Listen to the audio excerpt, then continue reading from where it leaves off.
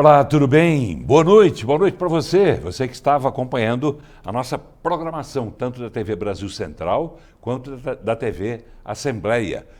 Lembrando sempre que as duas emissoras têm uma parceria em muitos programas e em muitas outras ações também que são desenvolvidas, tanto lá na Brasil Central quanto aqui na TV Assembleia. Né? A troca de conteúdo, a troca de informações, de material, enfim, duas emissoras trabalhando em conjunto. E isso tem feito com que as duas cresçam, porque a gente dando a mão, né, para quem está junto da gente, a gente cresce muito mais. Juntos a gente somos mais fortes, e é o que está acontecendo. Obrigado pela paciência, a gente está entrando um pouquinho mais atrasado com a nossa edição de hoje. Tinha um futebol, né, para você conferir, mas é uma boa atração também para você. Mas, programa de hoje, a gente não poderia deixar de falar sobre um assunto que está dominando o país todo, né?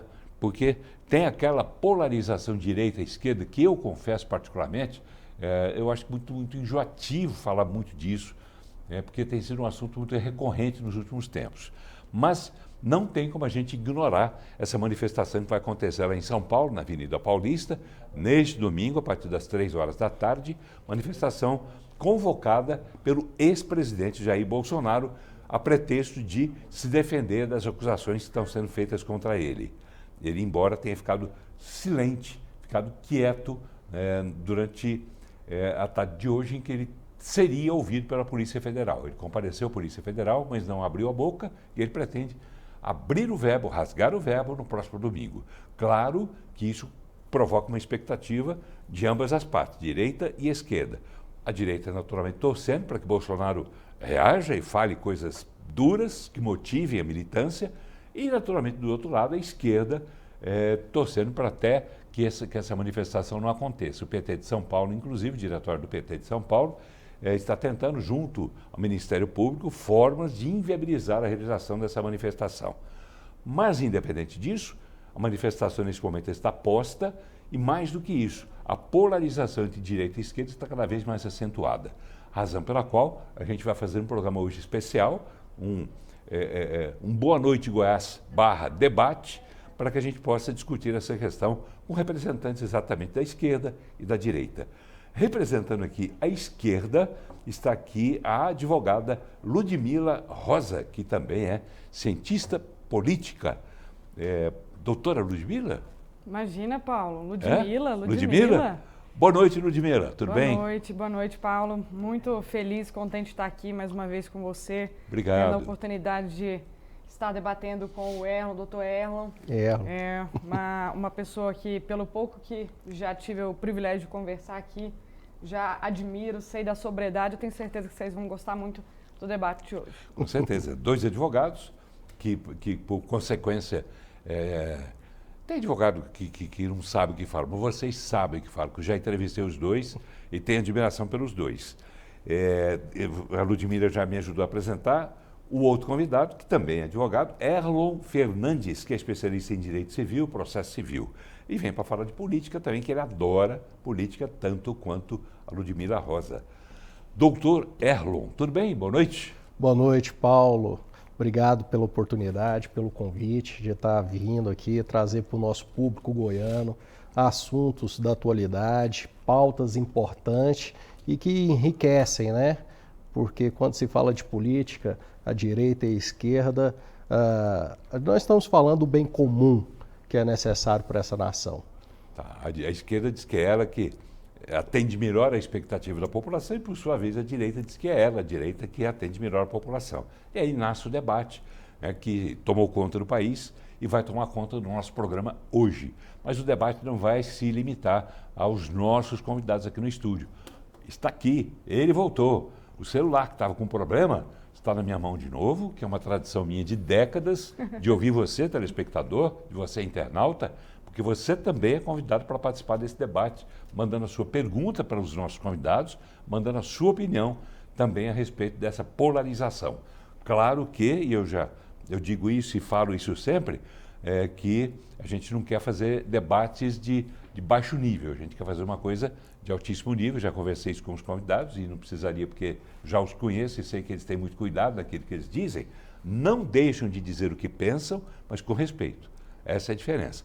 E eu espero a mesma coisa do telespectador também. Então já informo que alguém, de repente, mais radical, né, que de repente mande alguma coisa que possa ser considerada ofensiva a alguém, seja lá quem for, a gente vai ter o cuidado, se é que vai dar tempo, porque chegam tantas mensagens que a gente não tem tempo nem de ler antes as mensagens, a gente vai lendo. Mas, por favor, né, participe de uma forma civilizada desse debate também. Nosso telefone está aí no vídeo, 98200-3223.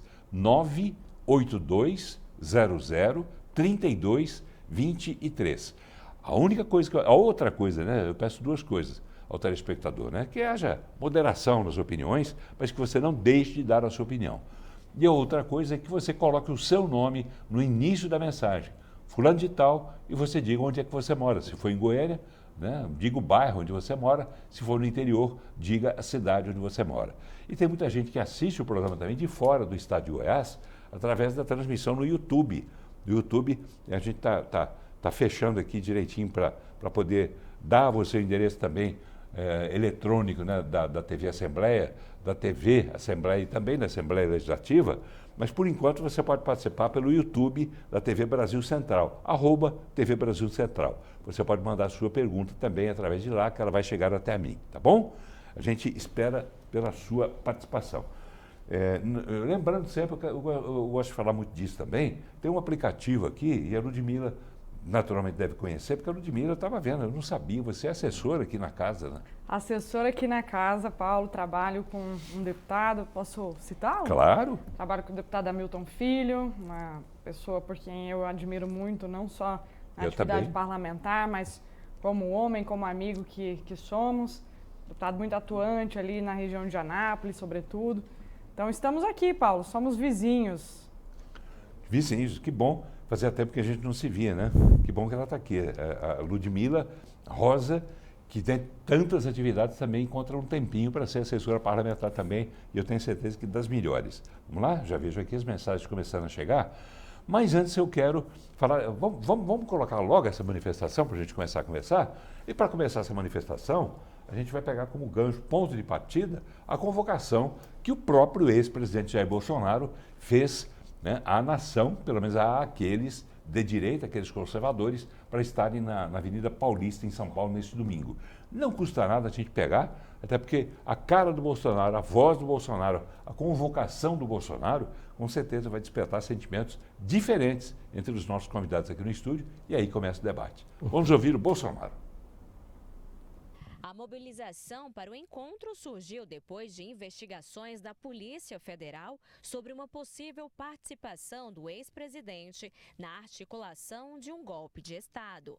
Em Goiânia, a manifestação pró-Jair Bolsonaro tem dividido opiniões. O Brasil está muito bagunçado, né? A impunidade botou um presidente que era para estar preso, não era para estar solto. E agora um presidente que fez muito pelo Brasil vai ter que ser preso? Está errado. Não concordo. Não concordo. Ele não fez nada para nós, ué. Eu vou falar só isso, não posso falar muita coisa. Não defender um partido nem outro. Agora a manifestação, se não quebrar nada, né? Não for manifestação pacífica. Não era bem o VT que eu queria, não tem um Bolsonaro. Providencie, por gentileza, organizem aí pra gente, né? Fica ruim, a gente chama uma coisa e entra outra, né, Ludmila? A gente fica meio... Mas acontece, enfim. Mas não pode acontecer, não pode acontecer. Por favor, né? Somos profissionais e devemos agir e trabalhar como tal. Tá bem, o pessoal já colocou no ponto ali. Vamos ouvir então o Bolsonaro, que aí sim a gente começa o debate aqui no estúdio. Vamos lá. Olá, amigos de todo o Brasil, em especial de São Paulo. No último domingo de fevereiro, dia 25, às 3 da tarde, estarei na Paulista, realizando um ato pacífico em defesa do nosso Estado Democrático de Direito. Eu peço a todos vocês que compareçam trajando verde e amarelo. E mais do que isso, não compareçam com qualquer faixa ou cartaz contra quem quer que seja. Nesse evento, eu quero me defender de todas as acusações que têm sido imputadas à minha pessoa nos últimos meses. Mais do que discursos, uma fotografia de todos vocês, porque vocês são as pessoas mais importantes deste evento.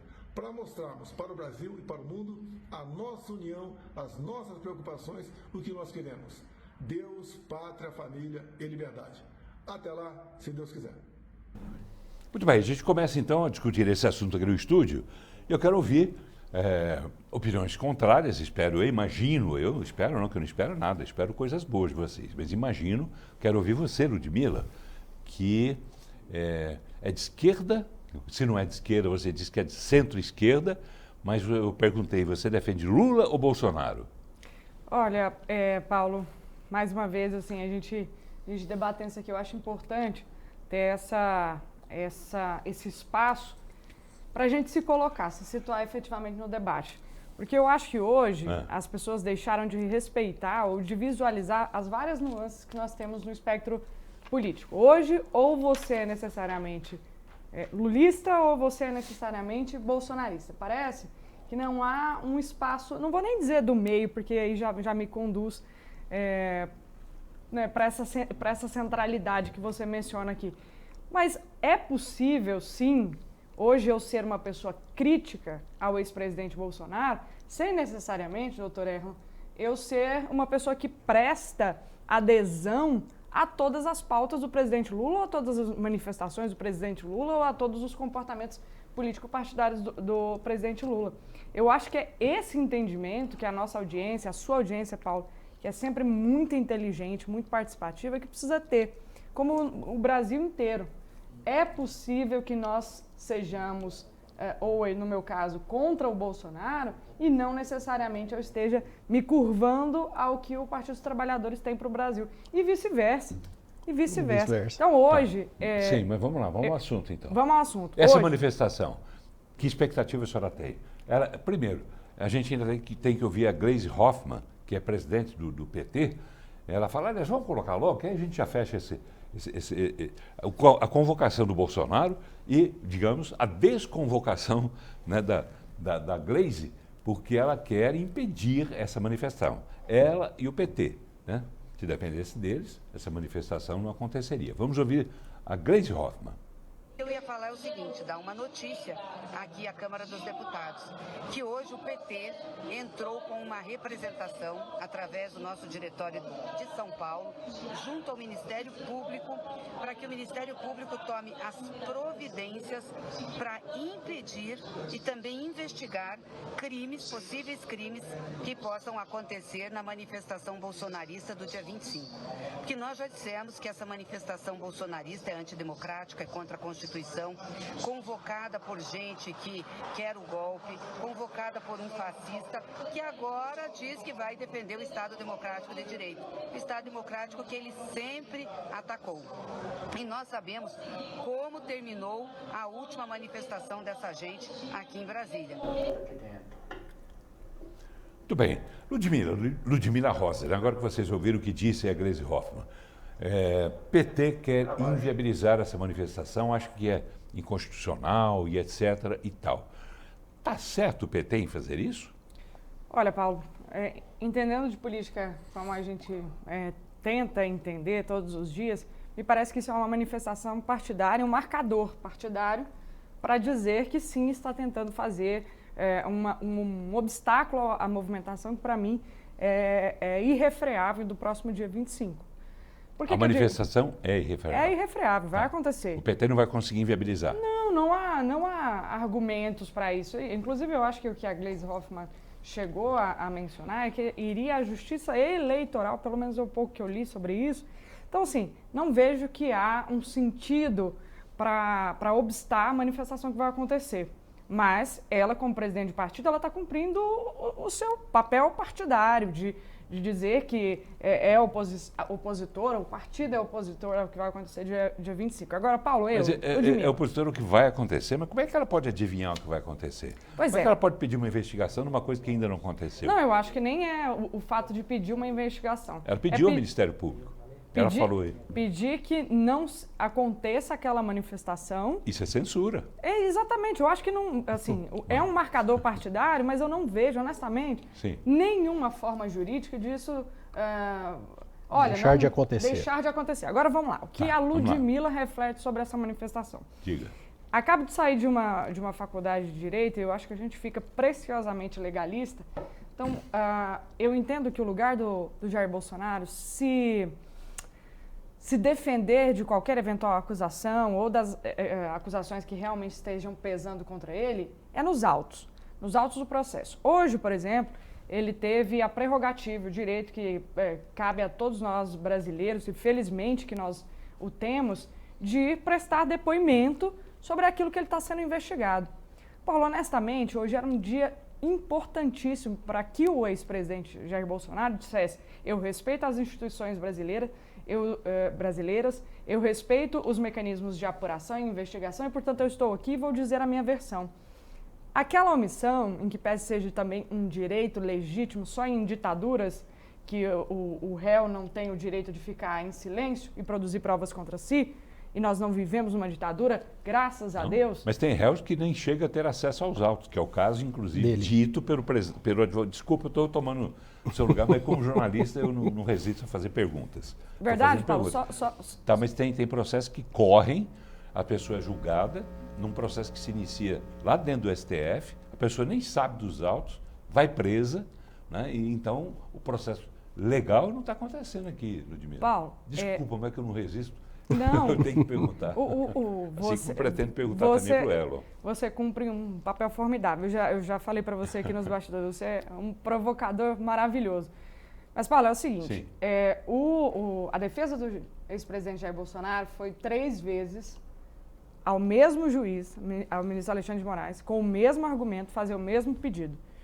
Dizer que precisava adiar esse depoimento porque não tinha acesso aos autos. As 3 vezes a resposta foi a mesma. Acesso aos autos você tem. O que você não tem é acesso à delação do Mauro Cid. Então vamos lá.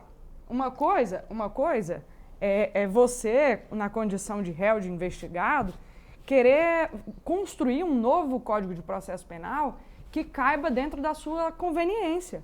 Porque sim, os autos estão lá para o advogado. Agora, a delação do Mauro Cid, ela é uma delação sigilosa, ela está em sigilo e o advogado não terá acesso, até mesmo porque... As investigações ainda continuam. As investigações ainda continuam. Então, veja bem, me parece que é uma tática da defesa, e o doutor que está aqui do meu lado já é experimentado na área jurídica, eu agora que estou entrando, mas me parece que é uma tática da defesa para ficar ali forçando o ministro, tensionando com o ministro Alexandre de Moraes para dizer aqui fora: olha, nós tentamos por 3 vezes ter acesso aos autos. Não, os autos estão à disposição da defesa, o que não está é a delação. Tá então bem, coloca desses pingos no Z, né? Doutor Erlon Fernandes. Paulo, primeiro, muito se disse aqui sobre o direito de defesa, né? Eu acho que tudo isso que está acontecendo, a gente tem que ter, principalmente, a doutora Ludmila, que está saindo agora da faculdade, porque levou-se muito tempo para a gente conquistar esses direitos, inclusive de defesa, do devido processo legal. São garantias constitucionais. E é sobre essa ótica que eu quero falar. Sim. O Bolsonaro, quando ele chama e convoca a população, é por vários motivos. Primeiro, nós estamos vivendo um período de fragilidade da direita. A direita, ela existe, ela está fragilizada com o 8 de janeiro, né? Seja bom ou ruim, é ele quem capitaneia aí a direita, ele é uma voz que levanta e tá aí. Tanto é que ele convocou e parece que vai ser em massa da Paulista. E eu, discordando um pouquinho da doutora Ludmila, eu acho que a ampla defesa, ela não está restrita só ao processo. Eu acho também que a voz do povo num Estado democrático é a voz de Deus, né? E faz parte dele também, da defesa dele, chamar a opinião pública para o que está acontecendo, esse ativismo judicial, aonde não se tem acesso integral ao processo. Eu vi hoje a reportagem do advogado dele, e para nós que somos advogados, isso é uma violação irreparável. Você levar o seu cliente para depor perante a autoridade policial sem ter conhecimento dos autos, porque ele tramita em segredo de justiça. E isso por determinação do STF, quando ele lançou a súmula 14, que fala que o advogado tem que dar vista aos autos. Como que eu vou levar meu cliente para ser ouvido se eu não sei nem quais são as acusações que estão sendo levantadas? Pelo que eu li também, que ele tentou fazer com que Alexandre de Moraes dispensasse Bolsonaro dessa audiência, vamos dizer assim. O que qualquer cidadão... E o Alexandre não concordou. O que qualquer juiz, né? Porque ainda existem juízes no Brasil, né? Isso é um jargão que se usa na magistratura, mas de outra nacionalidade, mas que se aplica porque virou um jargão. Ainda existem juízes. Qualquer magistrado iria deferir. Mas nós temos aqui hoje uma judicialização questionável, aonde o Alexandre de Moraes ele é vítima, ele é investigador, ele é acusador, e agora ele vai ser o executor da pena. Então fica complicado dentro desse processo exigir que o Bolsonaro suporte tudo isso de uma maneira pacífica, né? Eu acho que se eu estivesse no lugar dele, eu também estaria fazendo alguma coisa. Ainda mais para falar, olha, vocês estão fazendo o que estão fazendo, como se disse aqui, uma censura, um cerceamento de defesa, mas todo mundo está vendo. A população está vendo. É uma ofensiva clara ao STF, ao sistema do qual Bolsonaro se julga vítima também, Ludmila. Quer dizer, ele está dando uma resposta com essa manifestação, ele pretende dar, como em outras palavras disse aqui o doutor Erlon, ele está querendo dar uma satisfação para o público dele, de que ele está sendo vítima, está sendo perseguido por Alexandre, pelo STF, por Lula, por todo mundo. Aí vem uma pergunta assim que eu quero deixar permanentemente no ar aqui, até para você, telespectador, também dar a sua opinião através do nosso telefone, né? Está aí no vídeo, 98200-3223, 98200-3223. A pergunta vale para você e vale para vocês também. Seria essa uma última cartada de Bolsonaro? Depois dessa ele não teria chance nenhuma mais de ter vida? Paulo, eu acho que não sei se é a última, porque eu acredito nas instituições do Estado brasileiro, eu acho que elas têm se comportado até o momento muito bem, obrigado. Não sei se é a última, porque a defesa, no meu entendimento, doutor, ela não está sendo de maneira nenhuma ou cerceada ou obstada. Mas eu acho que talvez seja a mais equivocada de todas escolhidas pelo ex-presidente. Sabe por quê, Paulo? Porque passa para o povo brasileiro, e você foi muito cirúrgico num ponto da sua fala quando você disse que ele está acenando para quem é apoiador dele. Sim, ele novamente está falando para convertidos. Mas Lula também faz isso. Tudo bem, mas assim, agora falando do Bolsonaro. E o Lula fez isso quando foi ser preso também. Exatamente. Ele falou para os dele. Está no direito. Está falando para convertidos. Agora, o que eu acho que o Bolsonaro erra? Porque ele está passando a imagem para a população e também para o Supremo, porque não adianta a gente florear ou a gente perfumar o que vai acontecer. Não, a manifestação do próximo dia 25, é importante que fique claro, é uma manifestação contra o Supremo Tribunal Federal. Você entende assim? Eu entendo que sim, por mais que nem se tanto fale... contra Lula, mas principalmente contra o STF. Sim, e posso fazer a pergunta também, se é contra o STF, os demais ministros não estão tendo esse comportamento tão... como é que eu diria? A gente tem que tomar cuidado, porque... Senão a gente vai preso aqui também. Vocês sabem como é que é. Mas enfim, seria uma manifestação muito mais contra Alexandre de Moraes, porque o restante do STF só fica observando. E Alexandre tem sido o protagonista dessa briga. O Alexandre é o relator do processo. Desculpa, deixa eu complementar, dessa briga que se instalou a partir da insatisfação do Bolsonaro. Quer dizer, ele tomou Alexandre como inimigo número 1 e Alexandre, por sua vez, isso é público, tomou também Bolsonaro como o alvo, né? o inimigo número 1. O que por si tornaria o magistrado Alexandre suspeito para conduzir esse tipo de processo. Nós temos lá 11 ministros, mas é só ele quem encabeça esse tipo de ação. É só ele que é o relator do processo. E dentro do direito constitucional, nós temos aqui o princípio do juiz natural. Ou seja, a ação penal ela tem que ser distribuída, mas só cai para ele. Só ele está encabeçando, ou por covardia dos demais, mas sem dúvida nenhuma, por uma violação de um princípio que é consagrado, que garante a imparcialidade do magistrado, né, para ser julgado. Isso gera muita insegurança, Paulo, porque hoje estão fazendo isso com ele, mas se estão fazendo isso com o Bolsonaro, o que eles vão fazer comigo? Que não tem uma representatividade que ele tem. Doutor, eu acho que com o senhor, o que eles vão... A sua pergunta, assim, que me parece uma pergunta retórica. O que eles vão fazer comigo? Eu acho que nada. Porque em momento nenhum e eu quero crer que daqui para frente o senhor também continue conduzindo a sua carreira com essa altivez, mas em momento nenhum me parece que o senhor é uma pessoa dada a atacar o Estado Democrático de Direito. Então, o que o STF vai fazer com o senhor, um homem que de fato se comporta dentro das 4 linhas da Constituição? Absolutamente nada. O que está fazendo com o Bolsonaro? Primeiro, o Alexandre de Moraes é o relator da causa. Tudo bem? Ok. A suspeição de um juiz ou o impedimento de um juiz, ele é um direito arguido pela parte, né? É uma obrigação, né? Principalmente de autocrítica. Ele deveria já ter se colocado para fora disso. E quando você... Mas ela não pode ser provocada, doutor. É aquilo que eu falo. Não, ela tem que ser de ofício. Ela tem que ser de ofício. Ele tem que ver que ele está impedido nisso e sair fora. E te falo mais, doutora. Muito sério. Mas por que ele está... Só um minutinho para me responder essa colocação que a senhora fala, quando a senhora me coloca no exemplo. Eu, talvez não vá, mas eu tenho clientes, porque eu advogo no 8/1 e estou vendo situações daqueles que foram presos de senhorinhas que simplesmente estavam na manifestação.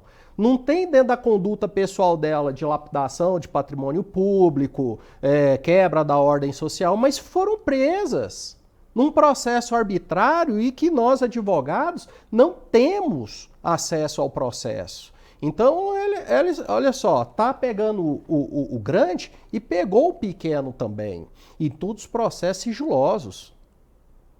O senhor advoga para pessoas nessa situação? Eu tenho clientes que estão no Rio de Janeiro. Tem mais de uma pessoa. É? Estão presas? Então, alguns estão presos, uns saíram e tem outros que estão foragidos. É mesmo? É.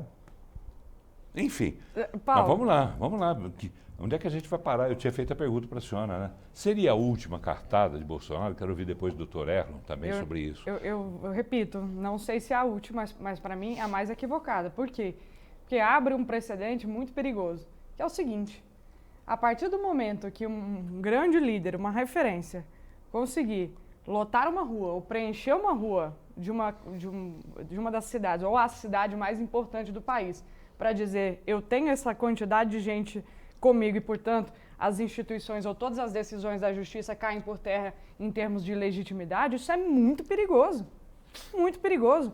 Nós estamos abrindo um precedente para todos os projetinhos de autocratas ou políticos muito populistas que conseguem colocar pessoas maciçamente nas ruas para dizer, eu não obedeço à decisão judicial, o que está acontecendo lá é um absurdo, eu tenho todas essas pessoas aqui anuindo com o que eu estou falando. A senhora acha que ele vai dizer isso? Ela também está exercitando o direito de adivinhação, vamos dizer assim, o dom da adivinhação? Eu li hoje, Paulo, que já tem mais ou menos um script, um roteiro, e que ele vai fazer um foco muito mais na comparação do seu mandato com o mandato de hoje.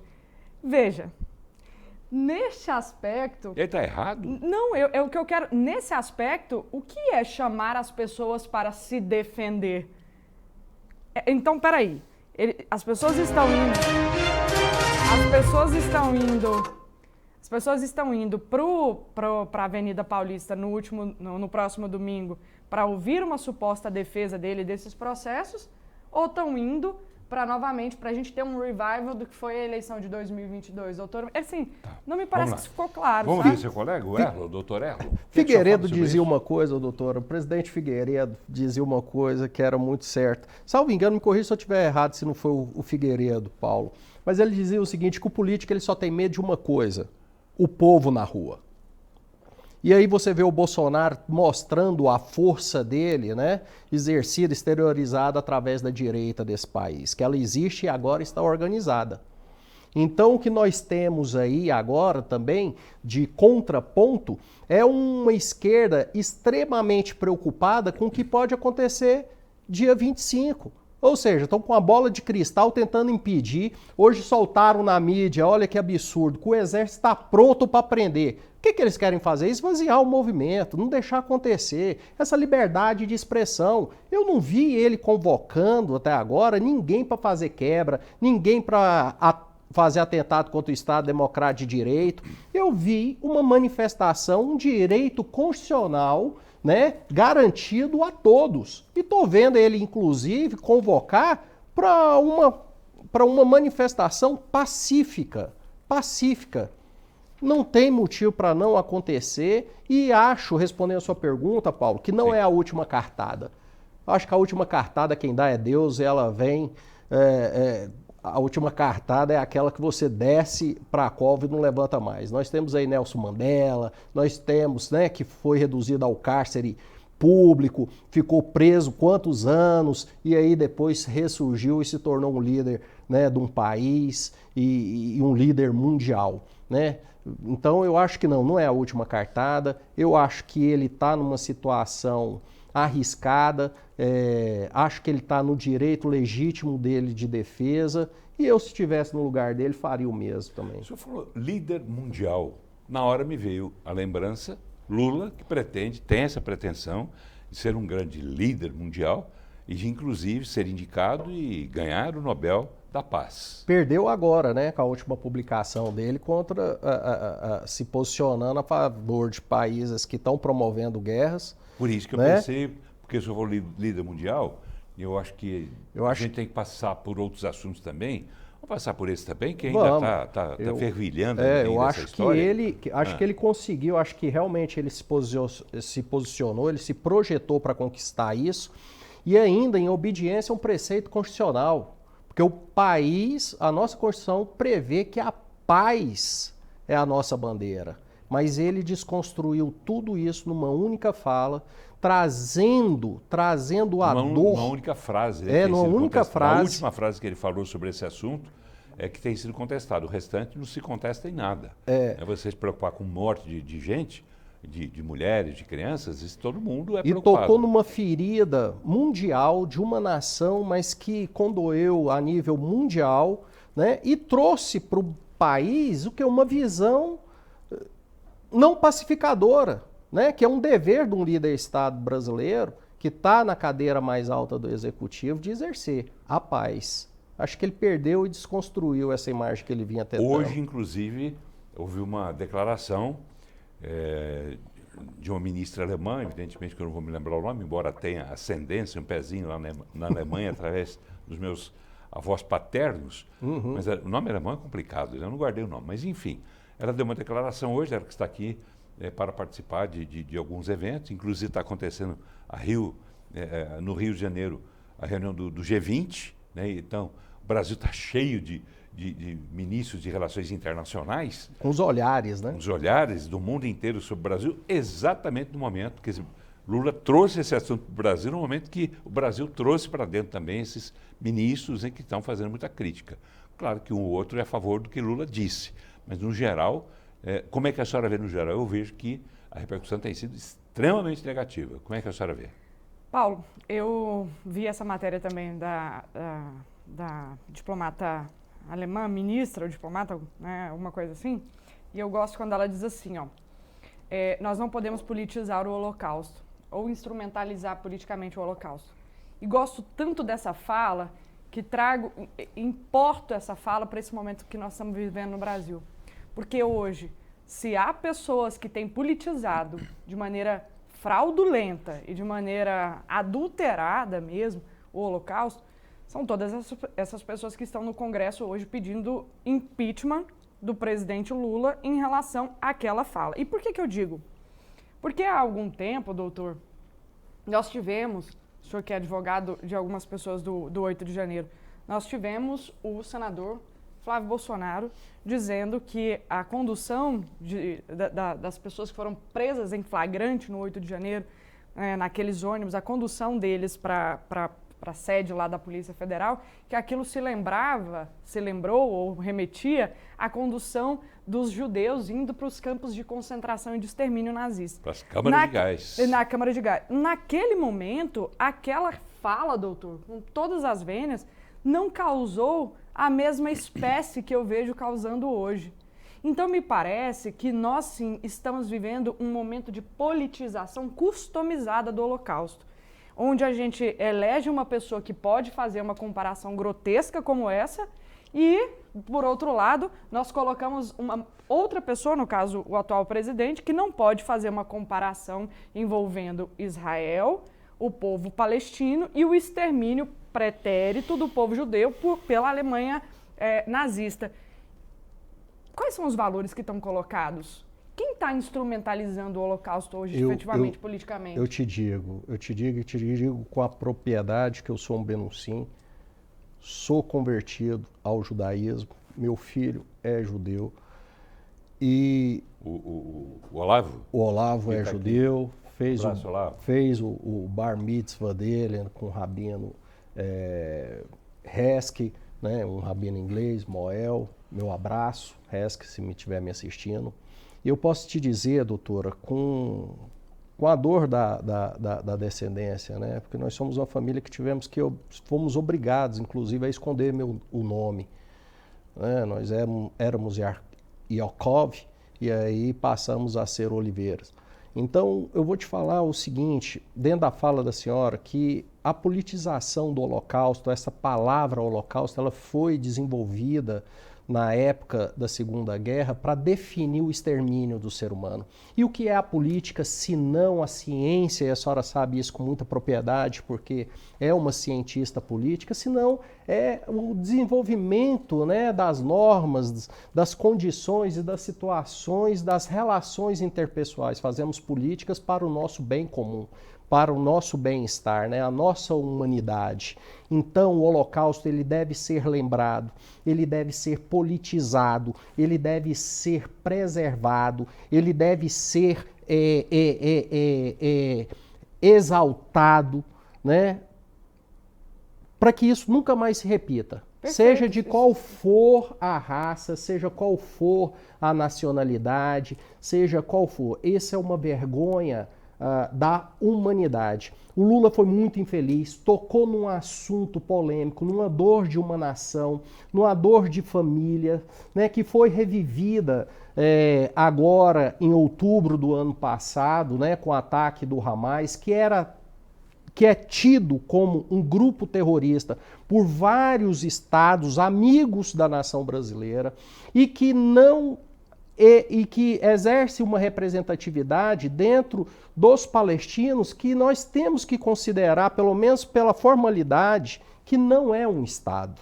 Ele reivindica ser um Estado, e eu até posso concordar que ele venha a ser, mas hoje ele não é. E aí você vê o Lula se posicionar a favor da Venezuela, que tem, né, uma democracia violada pela ditadura. Você vê ele se posicionar através da Rússia, que viola a intrepidez de uma nação, querendo ainda conquistar um espaço ucrânio, está promovendo uma guerra. Você vê ele se projetar a favor de um grupo tido como terrorista, ou seja, ele está do lado de fora. E ele está trazendo uma situação para o Brasil que até então nós não vivenciamos e não queremos enquanto brasileiros. Nós somos uma nação recebida, né, Paulo? Em todas as outras, nosso passaporte tem grande valia, grande entrada em todas as outras nações, porque somos da paz, nós somos o povo da festa, somos o povo da tropicalidade, somos o povo da miscigenação dos povos. E o Lula, exercendo ali uma manifestação dele de esquerda, pegando uma narrativa, vai e toca numa ferida de um povo que está em guerra e que tem uma história, né, de tragédia, que é de perseguição, de extermínio. Ele foi muito infeliz e trouxe e ele não pode esquecer que ele é um líder de Estado. Quando ele fala, não é o Lula que está falando, não é o Luiz Inácio Lula da Silva que está falando.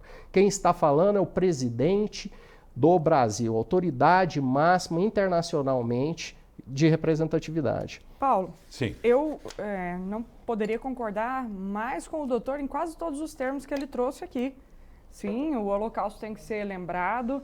Sim, nós temos que sempre, eu não vou nem dizer exaltar, mas sempre ter na memória que o povo judeu foi sim muito perseguido, antes inclusive de ter o Estado de Israel consolidado, porque quando o senhor traz aqui, olha, a Palestina formalmente não é um Estado. Israel lá atrás, quando da Alemanha nazista, também não era Estado. Isso foi uma resolução da ONU a posteriori. 1967. Então, por um brasileiro, né? Exatamente. Então, Oswaldo Aranha. O que eu quero dizer com isso, doutor, é que é o seguinte, se uma fala, porque é preciso que a gente se atente, que nós nos atentemos à literalidade do que foi dito. Olha, o que está... Falei 67, 47. O que aconteceu, o que está acontecendo, abre aspas, o que está acontecendo com o povo palestino agora, ele não diz isso, mas eu vou concluir, entrincheirado na região sul de Gaza e bombas por cima, por lado, pela lateral, é um verdadeiro genocídio que não se tem conhecimento em outro momento histórico. Aliás, tem sim, quando Hitler resolveu matar os judeus.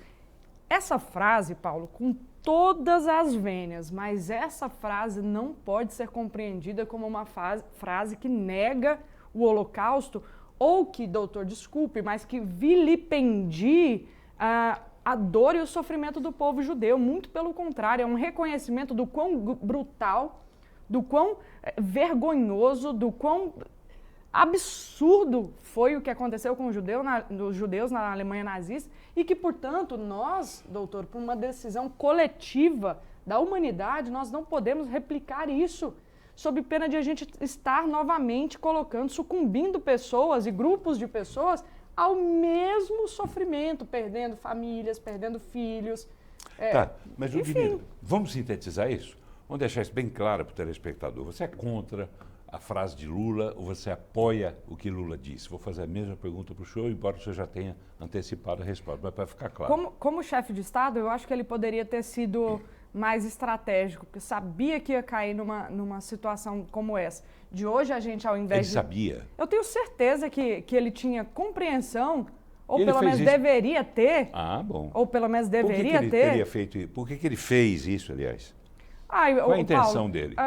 Primeiro, eu entendo que o Lula, em determinados momentos, ele tenta acenar para o seu grupo político originário, que hoje cobra muito do governo um distanciamento daquelas pautas de um PT, sabe, aquelas pautas mais ligadas ao PT raiz mesmo. Isso. Então, esses acenos de quando em quando ele faz para esse grupo, e me parece que foi esse o caso.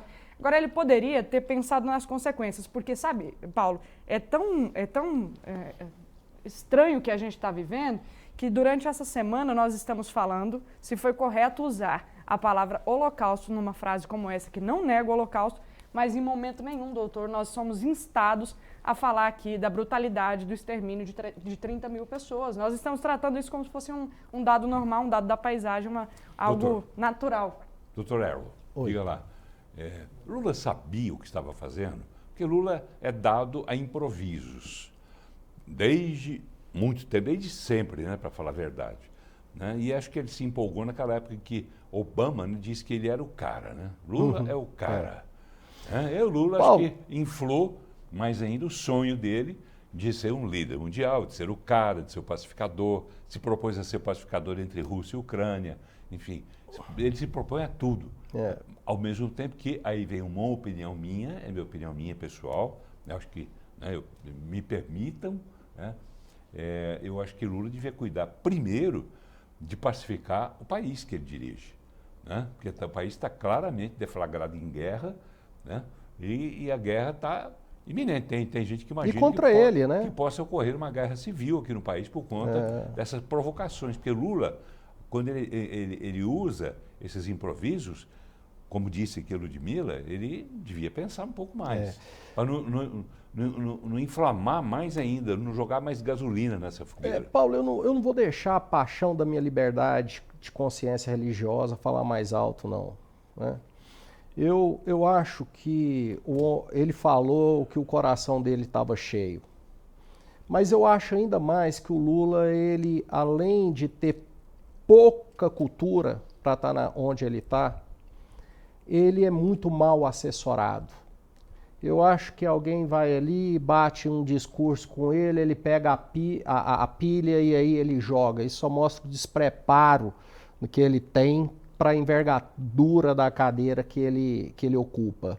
Né? Então, mas por algum motivo ele está tomando um lado da maldade, da violência, da guerra, e a gente precisa entender porque se isso, ainda mais da idade que ele está, se realmente isso vale a pena e se é isso que aqueles que o seguem precisa, né?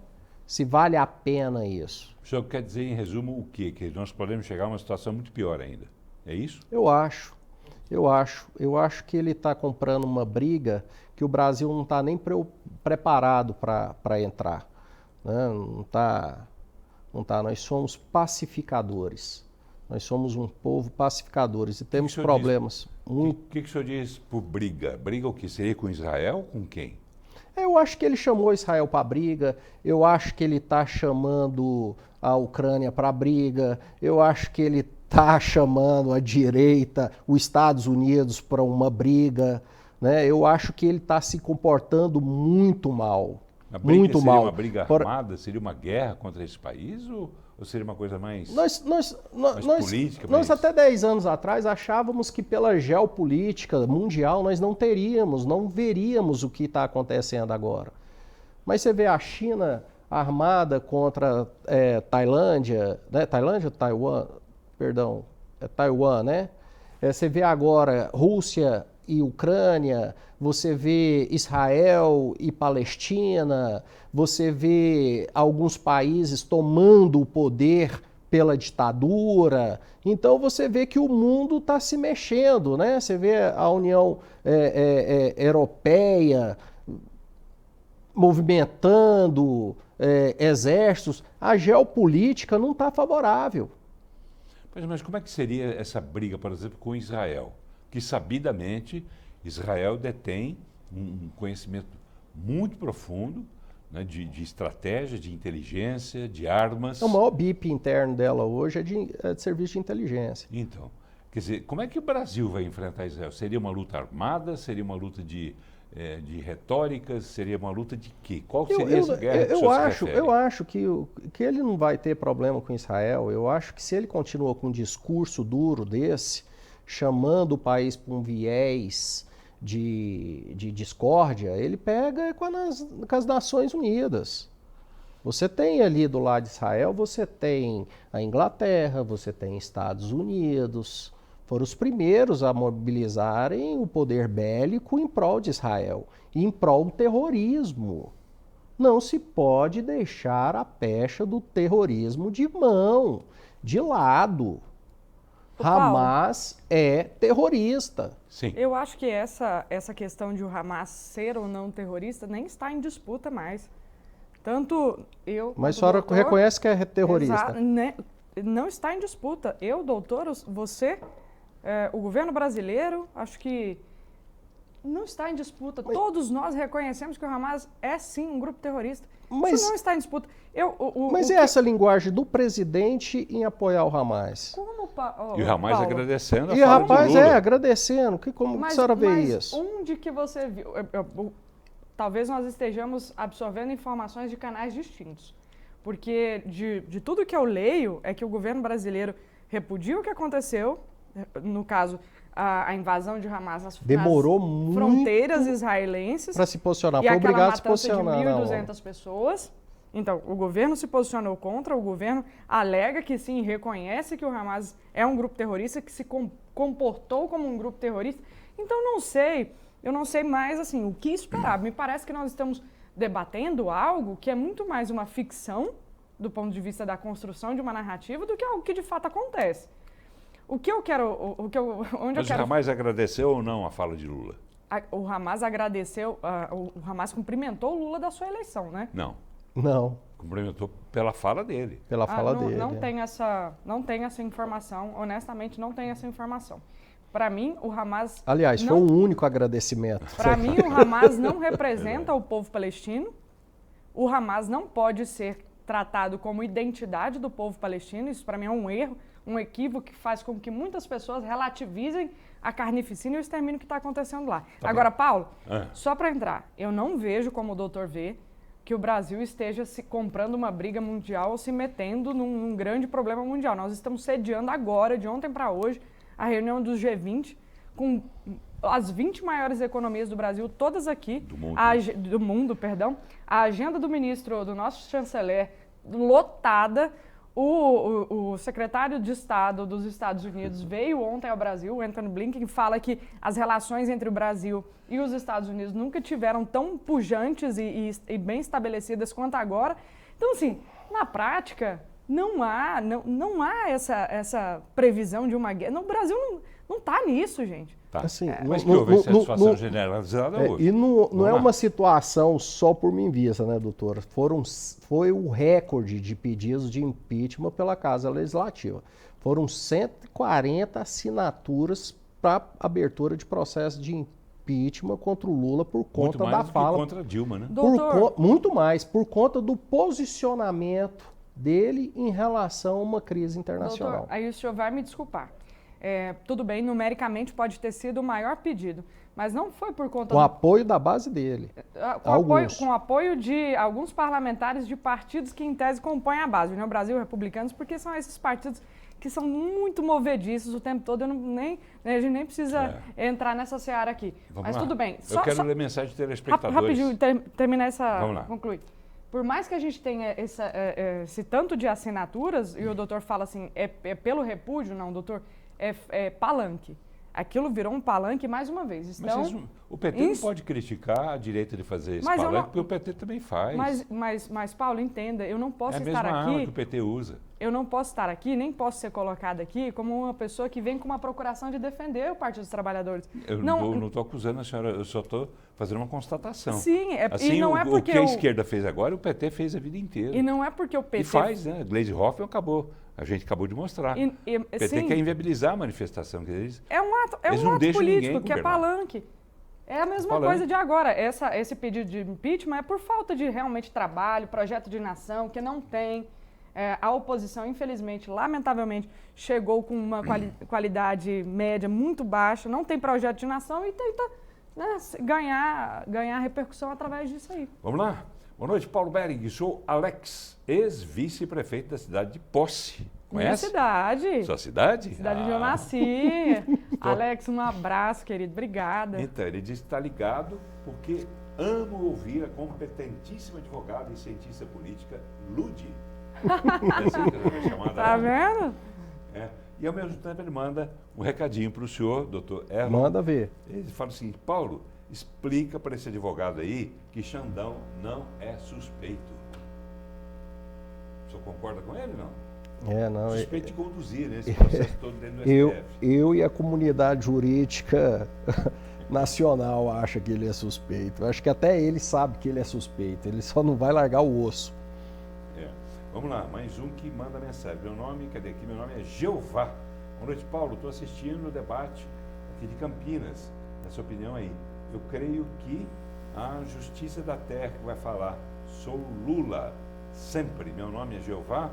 Diz o seguinte, mais um recadinho para o senhor. Opa. Diz o seguinte, o doutor aí está falando em guerra, mas eu estou com a doutora. Não concordou com o senhor.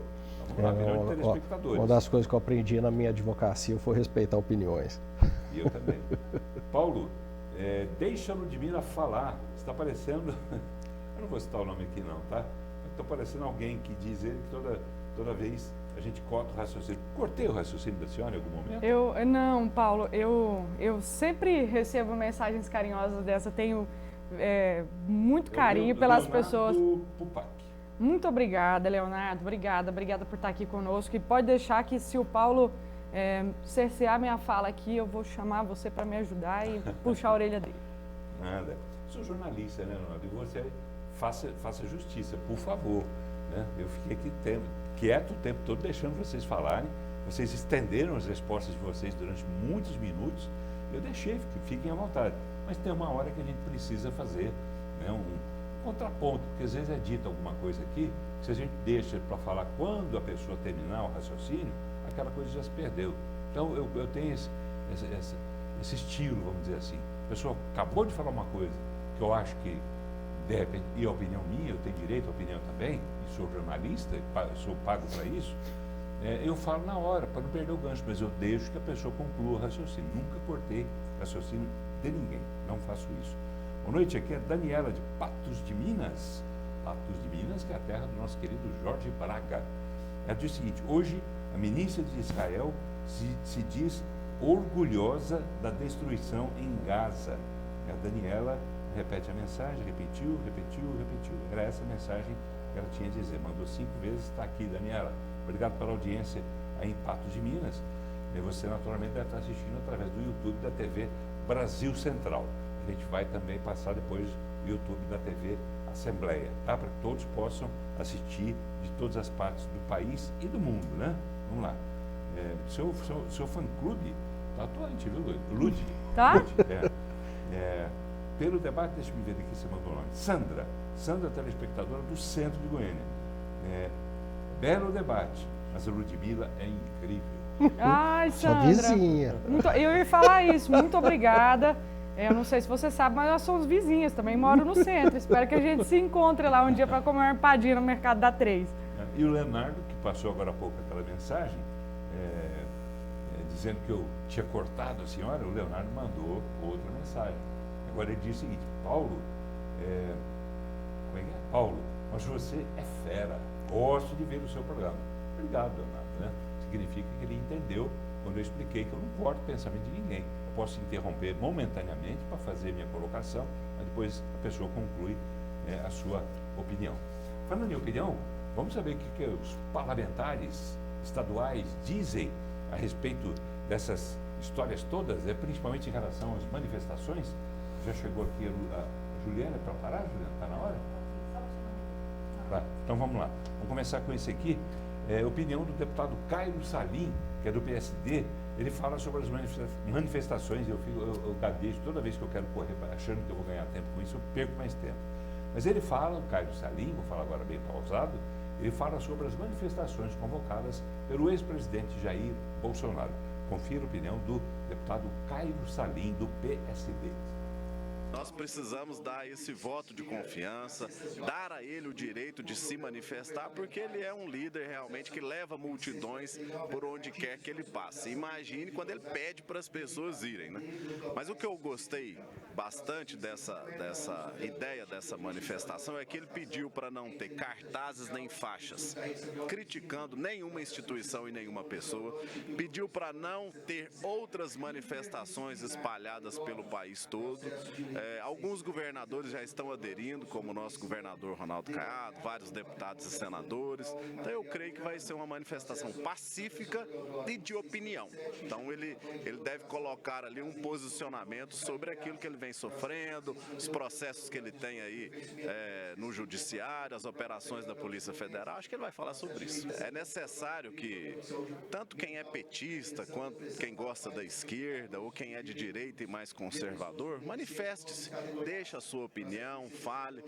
Nós estamos vivendo um momento de medo de manifestações, né? Porque passaram do limite lá em Brasília e ficou no subconsciente das pessoas: olha, manifestar é crime. Não, manifestar não é crime. Manifestem-se. Agora, respeitem as instituições. Muito bem dito, né, pelo deputado Caio Salim. Como sempre, né, muito lúcido, muito coerente e muito claro. A gente ouviu também a opinião do deputado Antônio Gomide, que é do PT, sobre essas manifestações deste domingo. Vamos conferir. Manifestações são posições individuais e, obviamente, nós precisamos respeitar. E, obviamente, isso nós teremos aí o resultado das manifestações, que são políticas, claro, mas que são livres para que possa ser feitas. Então, nós não somos contrários, né? O momento é que vai se agudizar cada vez mais dentro de um processo que é uma continuidade do terceiro turno das eleições. Eu sou a favor das manifestações, principalmente quando você tem uma motivação, uma causa, né? Uma bandeira. Estamos lutando pela melhoria da educação, estamos melhorando pelas questões da saúde, isso é a bandeira. Você, quando um processo eleitoral, você tem as manifestações políticas eleitoralmente. Agora, à medida que você tem uma manifestação contra um poder, contra o poder judiciário, você começa a fazer um processo de incitação, até porque isso é um terceiro turno, as eleições já acabaram. Nós temos aí um processo de apuração do 8 de janeiro que está no Supremo Tribunal Federal sendo julgado. E o que está sendo feito, a manifestação, é uma resposta a esse julgamento. Muito bem, na opinião. Alguém quer comentar alguma coisa sobre o que foi dito aí? O que o Cairo Salim disse, Paulo, ele disse uma coisa muito importante para a nossa nação. Sim. Se nós queremos uma nação fortalecida, nós temos que respeitar as instituições. Se levou muito tempo para constituí-las. A crítica as instituições, elas são vítimas, e são vítimas de quem a administra. Tem que saber fazer essa diferenciação. Tá bem. Paulo, rapidinho. Sim. O Adriano Lesme, eu acho que é isso, pede para você mandar um abraço, um beijo para a mãe dele, que é sua fã, Paula Tejano. Paula? Não fala isso. Não manda, papai. Cara, não acredito que eu caí nessa. Não acredito que eu caí nessa. Tá vendo? Olha só. Tá vendo só? Tá vendo? Olha só. Tem gente que não tem o que fazer, que também e eu tô assiste o aqui, programa, vou falar. Tá, mas faz parte. Só na Você viu para descontrair ninguém? Só na oralidade que eu percebi, olha só. Olha aí. Mas a gente não preocupa com isso não, deixa pra lá. Adriano. Olha aqui. Tá e bem? eu descrevi pra ele, vou falar de boa fé, tá vendo? Tá vendo como a gente não pode acreditar em tudo? Ah, pelo amor de Tá bom, Deus. Adriano. Tá bom.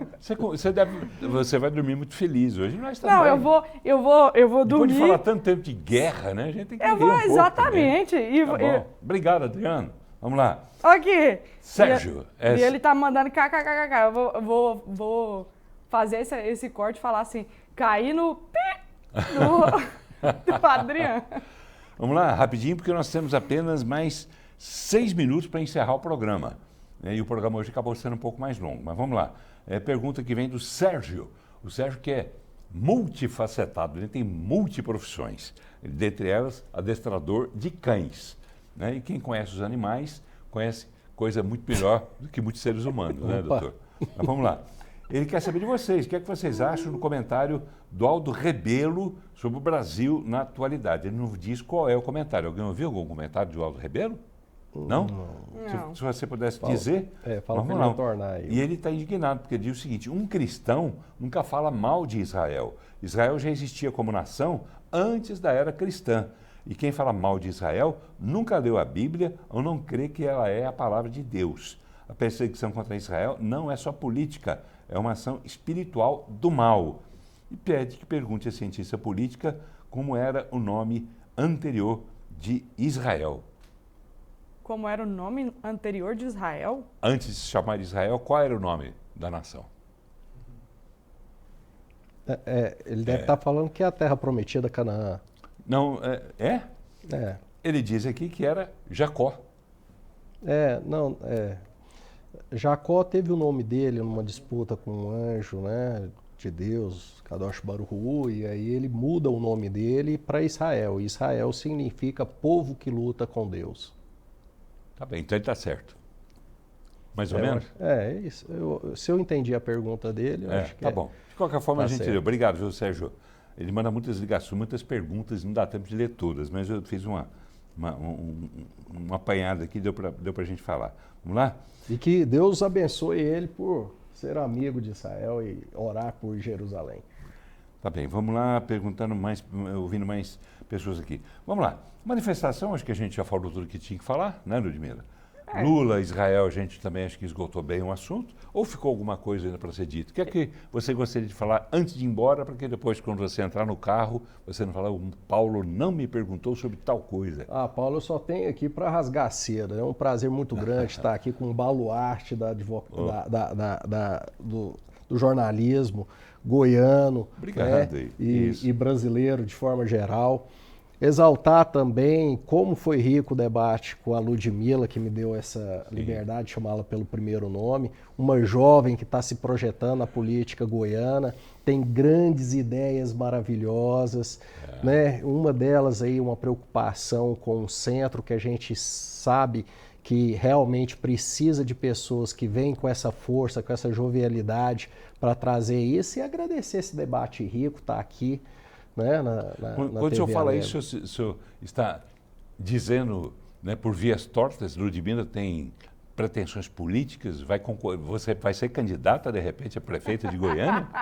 Se não tiver, eu estou dizendo, aí escutem, porque ela você tem está muito lançando, a dizer. você sabe que o doutor é de uma generosidade ímpar, né? 1 hora aqui com ele, eu já percebi. Mas, ó, Paulo, só para entrar aqui na esteira do que disse o doutor Erlon, para mim é um privilégio estar aqui com a sua audiência extraordinária. A gente recebe o tempo todo aqui mensagens, nem conseguimos digerir. Até no meme a gente cai aqui de boa fé, porque é um programa extraordinário e que eu faço muita questão de estar não se incomoda com isso, não. Claro que eu não vou querer ir todo dia. Adriano, tá? Não faça isso, mano. Você já fez uma vez, tá bom demais, tá? Deve estar muito satisfeito com isso. Mas vamos lá. Não, mas assim, Paulo, só para dizer que para mim é muito importante estar aqui, assim, com 2 pessoas que são referências, com 2 homens de trajetória, maduros no que fazem. Então, assim, estou aqui como debatedor, mas também como aprendiz de vocês 2. Muito obrigado pela oportunidade. Eu que agradeço. Vamos lá? Mais telespectadores? O Rony Von, de Trindade, que não é o Rony Von, cantor da Jovem Guarda, que ele nunca foi no programa Jovem Guarda, ele costuma dizer, mas é o Rony Von, escrito tudo junto. Ele diz o seguinte: sou Lula. Parabéns, Paulo, pelo programa. Sou teu fã. Obrigado, Rony Von. Tá bom? Tem uma mensagem que eu até segurei aqui para não se perder em meio às outras. Perdi. Achei. Parabéns ao doutor pela sua opinião. Um abraço para o doutor e um abraço também para a Bela Vista de Goiás, onde essa pessoa está falando e não colocou o nome. Eu pedi para colocar o nome, mas não colocou. Vamos lá. Seja quem for, um abraço, né? Você que mandou essa mensagem, obrigado. Essa senhora precisa se informar melhor antes de defender o Lula, pois até eu sei do agradecimento do Hamas. Sou a Marli, assisto sempre o debate, mas essa doutora está equivocada. A Marli dando esse puxãozinho de orelha na senhora. Ela disse também o seguinte: saudade de Ulisses Guimarães. Agora, quando o PT se manifesta, é democracia. Agora, quando o PT se manifesta, é democracia. Quando é um cidadão brasileiro defensor da família, aí é ódio. Sabia que voltaram os caminhões-pipas no Nordeste, pois travaram o Rio São Francisco, e ela naturalmente está atribuindo isso ao presidente Lula. Tá bem? Com essas opiniões, eu tenho que encerrar o programa, nós temos que entregar a programação para a rede. Eu quero agradecer bem rapidamente a Ludmila Rosa, advogada, cientista política, que nos ajudou a fazer esse debate. Acabou sendo um bate-papo, não é exatamente um debate, esses ferrenhos, mas um bom debate esclarecedor. Obrigado, Lud. Obrigada, Paulo. Obrigada mais uma vez. Obrigado, doutor Erlon.